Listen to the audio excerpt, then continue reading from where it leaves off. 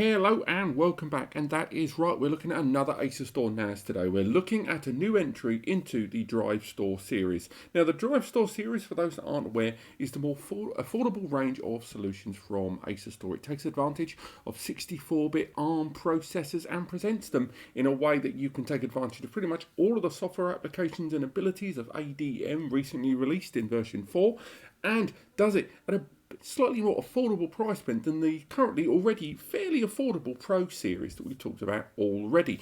It pulls things in a little bit there with some of the hardware attributes, also presenting the unit in a far more more petite and kind of easy to set up and forget fashion. But ultimately, this is kind of the slightly more dumbed down version of the Drivestor 2 series. There's the Pro, and this is the Drivestor 2 without Pro. And in today's video, we're going to unbox it. We're going to take a little look at it. We're going to see how it compares in many ways to that of the Pro series.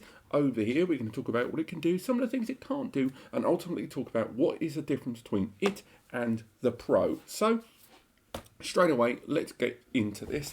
Let's open it up. Before we even open it up, however, look at that lovely box there. Again, Drivestor, and basically Asustor as a whole has kind of revamped a lot of their packaging around about a year and a half ago, and I quite like the new design. It's nice and cleanly displayed. All the information's there that you kind of need on it. Not a lot of these units are going to be in your local high street shop. It has to be said. These are predominantly online, e-shop purchases. So it's quite nice when a lot of these brands go, a little bit of extra effort goes into the packaging, given you're not really going to see this device in the flesh that often. Until you purchase it, and at that point, you're kind of committed. So if we have a little look inside, let's have a look. First we have our accessories. Let's have a little look what we get inside here. And again, we've got our external PSU. This is a 65-watt PSU inside here. And again, this is the 2-bay model that can be expanded. It's one of the few kind of ARM-based processor NASs that I talk about here on the channel that is expandable. The majority of ARM-based processor NASs don't support that, so kind of the storage you have on day one is kind of what you have unless you're going to start swapping drives out. So there's your external PSU. You've got your mains cable, of course, and again, different countries, different plugs is going to get included. Again, you've got your cable there. It's a Cat 5e cable. This is a 2.5 GBE enabled NAS as well. So again, a lovely little tick in that box there for 2021-2022. Quick start installation guide there. Again, the information's readily available, but a lot of it is pictorial, and of course, they do highlight that they have online resources. They're pretty hot on that as well, and they update it fairly regularly. And again, we've got little clips there. We've got a Kensington kind of lock there for the power cable, and we've got screws there for the external chassis and for the back of the chassis and the hard drives there. And we'll talk about that in a moment. And then, of course, we've got the unit itself. I'm always keen to highlight when one of these devices arrives with a decent amount of foam on these.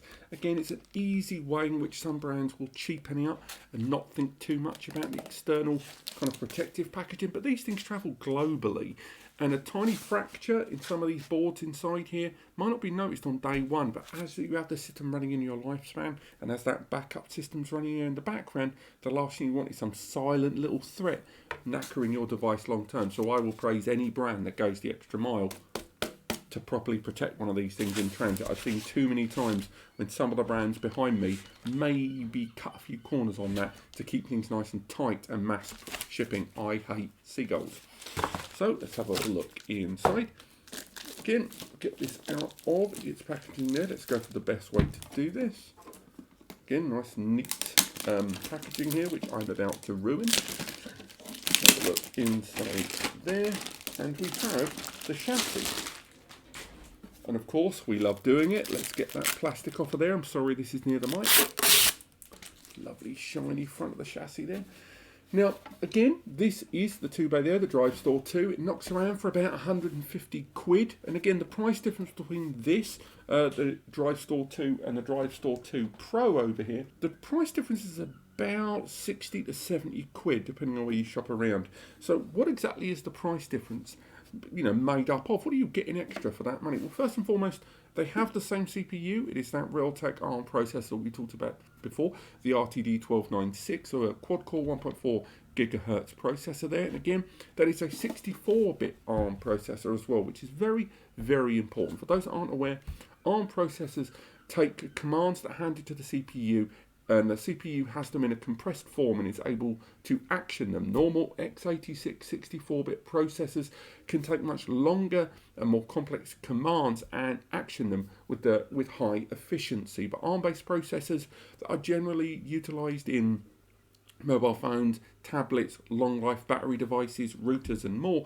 These are devices that need to be able to deal with compressed instruction so they can, action those commands with the best power efficiency and therefore get more done with less resources currently available. It also brings down the price substantially when you look at the, say, Lockastor or Nimbustor 2 series of this, which is, almost 60 to 70%, and in some cases, in the case of a Lockastor, more than twice the price higher than what you're getting here. So there is a logic behind ARM-based processors, and particularly 64-bit ARM-based processors, which give you more for your money, and particularly are able to do a lot more stuff, such as higher grade encryption, 4K transcoding, snapshots and stuff like that, and BTRFS as well with the right hardware behind it.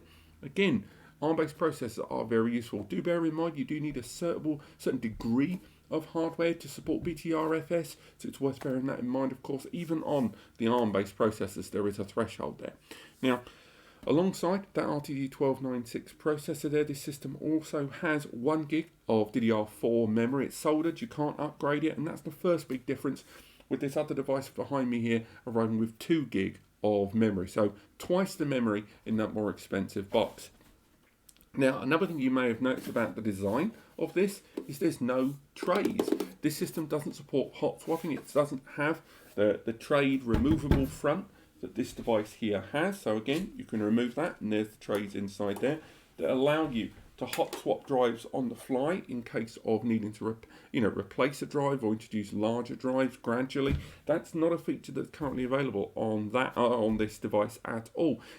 I guess you technically could, but I'm not sure how the architecture of the system internally, if you have this running without the lid on and you try to move it around and swap a drive in without knackering it while moving it around, I wouldn't advise that. Now, if we have a look at the ports and connections on this device, if we bring that closer to camera then, we get a good look at the front of that NAS chassis there. That's the thumbnail sorted. We can have a look at the back of this device and have a look at those available ports. Now, we've got this rear fan that's got its rotation controllable, but I would recommend leaving that default at the base here.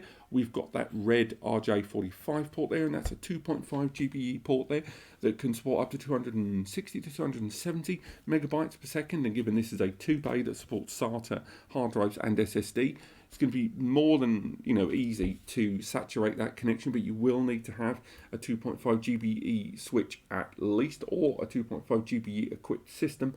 Asustor have recently announced, and I'm not sure if it's fully released yet, their 5-port unmanaged 2.5 GBE switch, which again, if you're going to keep things in-house and first party, definitely worth looking at. But there's also that USB port there on the back. It's a USB 3.2 Gen 1 port, so again 5 gigabits per second there, and there is one front mounted as well. So again, you've got a little bit of connectivity there that can be utilized with certain apps.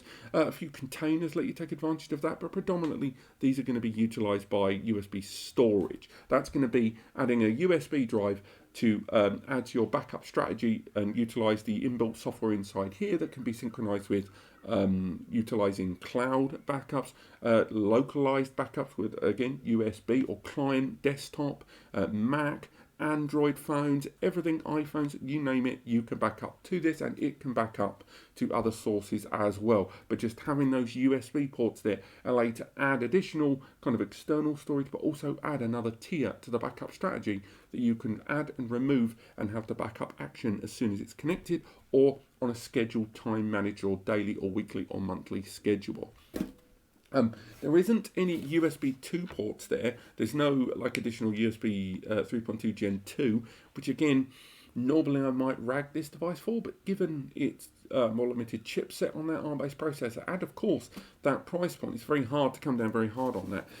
Again, another reason a lot of people will err towards more power efficient NASs like this one is to do with their low kind of impact on your ambient environment in terms of, say, noise. They've got a reported 11.16 watts utilization in active use and 5.97 watts utility when in idle. And also when it's in the background, the noise and the impact in the background, the ambient noise is going to be very low indeed on this because of that power impact being so low and the ARM-based processor being quite small, and also the lack of trays and the more aggressive design perhaps and the more parts there will lower vibrations generally. Of course, if you go for more enterprise grade drives, you go for larger capacities above about 8 terabytes, you're going to hear those drives. There's nothing they can do to stop that, those clicks, hums and whirs of the drive when it's in utilized motion, but it's still going to be a decent little setup there to be getting on with.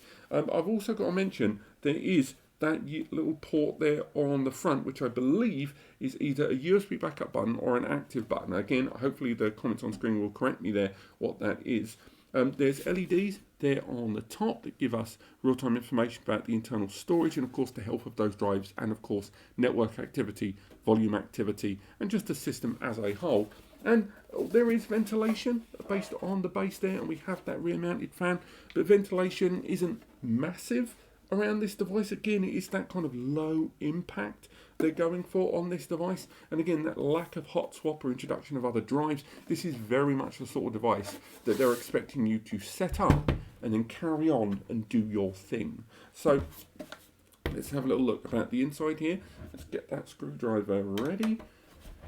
Have a little look inside about how drives are introduced inside this system, because as mentioned there are no trays here, and we can see that big old bag of screws would suggest that drives are going to have to be installed in a far more manual fashion. It's not the end of the world, the lack of hot swapping. You don't need like a degree in tech to install 2 hard drives inside this, but a lot of people do wonder about how easy it is. So that is the lid removed there around that device that kind of has kind of indented shell. And there is the inside of the NAS. So as you see there, 2 very clear bays where we introduce our drives. There's no loose wires, there's no separate SATA data and SATA power. It's directly into a SATA interface there, sliding straight into the device. As you can see, the heatsink there for the main controller. This system doesn't have internal fans outside of that rear mounted fan there to ensure system, at least that processor is working quite cool with that heatsink kind of for dissipating the heat that's coming off that processor. Although once again we can't see a SODIMM slot. Those 2 memory modules there soldered in just around either side of that metal stand there.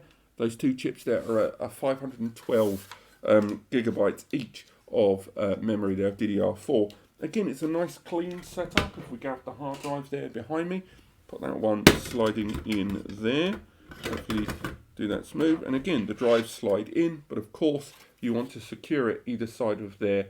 And again, you can run this system on a single drive if you choose, but of course it's recommended to use at least 2 drives and take advantage of, say, a RAID 1 environment. So you have each drive being read and written to simultaneously, and therefore if one drive dies, your data is still intact. And it's worth highlighting again, more enterprise grade hard drives are going to be far more likely in single use environments to fully saturate that 2.5 GPE connection on the rear, but they're going to make more noise. Drives like this one, this is the Western Digital DC330, a very enterprise grade hard drive. That's going to make a bit of a racket there.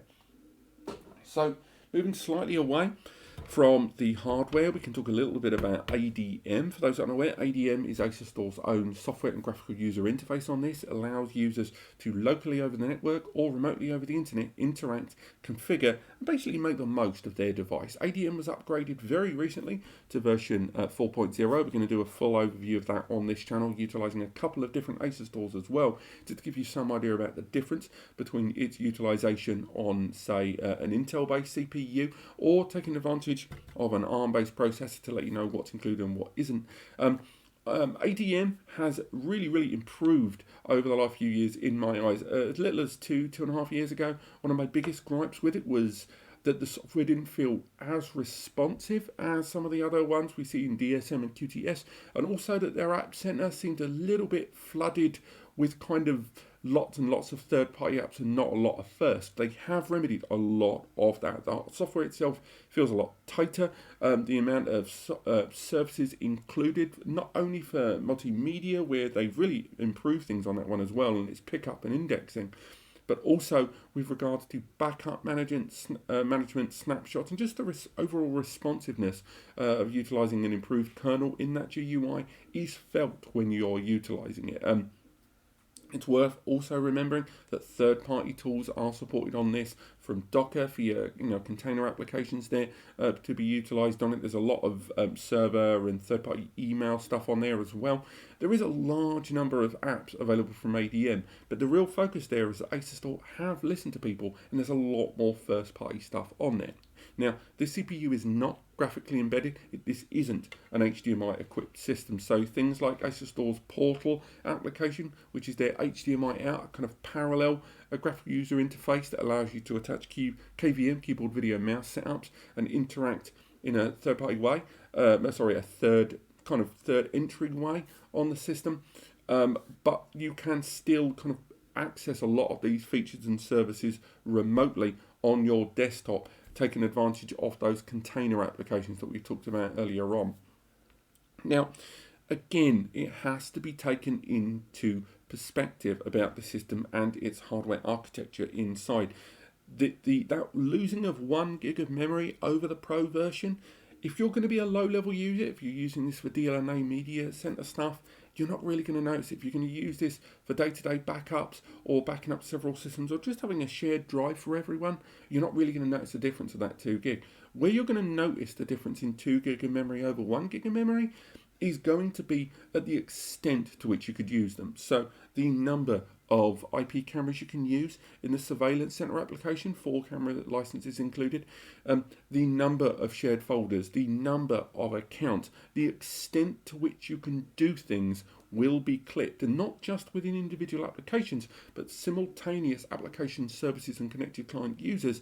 They're going to be sharing a lot of that memory, and remember, the base level software already uses a chunk of that memory just to run all the time. Now, this isn't going to be a grinding to halt situation. It really isn't. They've done a lot with the hardware attributes that the system has in order to give you the best possible ADM experience you can on this system. But just bear in mind that if you are going to be connecting with this device with more than 4, 5 users, if you're going to be utilizing more than about 3 to 4 of the first party or even some of the third party services, then there's a good chance that you need to err towards the Pro version, because the Pro version behind me, it's not just about the extra memory.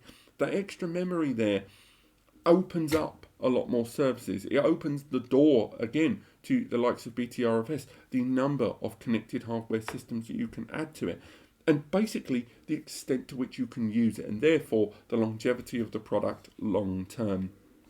But nonetheless, this is a good NAS. It's a good affordable option, certainly, and it's one of the few very affordable options I've seen at that price point of about 150 Nika that actually allows you to take advantage of 2.5 GBE at the 1 GBE price point. Asustor was one of the first brands to really embrace 2.5 GBE. It had been around, of course, but they were one of the first NAS brands to not only include it as standard on all of their releases, but also they included it at the same price point as 1 GBE while still maintaining a more affordable price point than the likes of Synology and QNAP, and that really has to be applauded when a number of people aren't looking for enormous enterprise grade services. They just want their own server so they can move away from the likes of Google Drive and Dropbox, and etc., etc.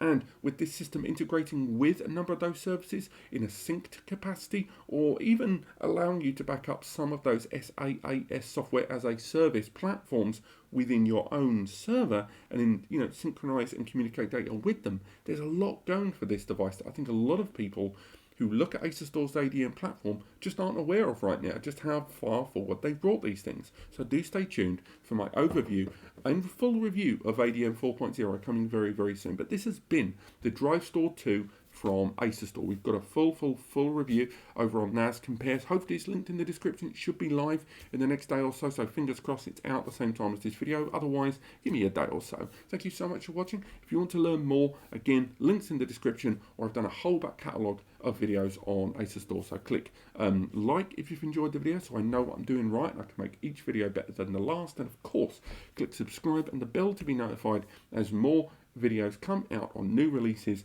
in the wonderful world of NAS. And of course, free advice section over on NAS Completes, completely free, manned by two guys, me and Eddie the web guy, will answer all your questions. Thank you so much for watching, and I will see you next time.